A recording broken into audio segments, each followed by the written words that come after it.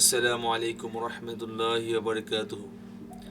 সম্মানিত ভিউয়ার্স, আল্লাহর এই দুনিয়ায় যে যেখান থেকে আজকের এই ভিডিওটি দেখতেছেন সবাইকে জানাই আন্তরিক শুভেচ্ছা। আজকের এই ভিডিওতে সবাইকে স্বাগতম। তো আজকের ভিডিও হচ্ছে যে বিএনপি নির্বাচনী ইশতেহারের মধ্যে যে শিক্ষকদের অবসর ভাতা নিয়ে যে উদ্যোগ সেটা সম্পর্কে আমরা জানব। তো জানিয়েছে পেনশনের আওতাভুক্ত শিক্ষকরা যেন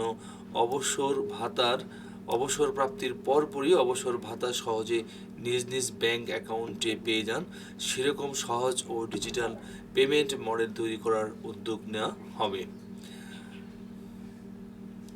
আসন্ন ত্রয়োদশ জাতীয় সংসদ নির্বাচনকে সামনে রেখে নির্বাচনী ইশতেহার ঘোষণা করেছে বাংলাদেশ জাতীয়তাবাদী দল বিএনপি।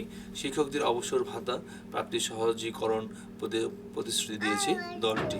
জানিয়েছে পেনশনে আওতাভুক্ত শিক্ষকরা যেন অবসর প্রাপ্তির পরপরই অবসর ভাতা সহজে নিজ নিজ ব্যাংক অ্যাকাউন্টে পেয়ে যান, সেরকম সহজ ও ডিজিটাল পেমেন্ট মডেল তৈরি করার উদ্যোগ নেওয়া হবে।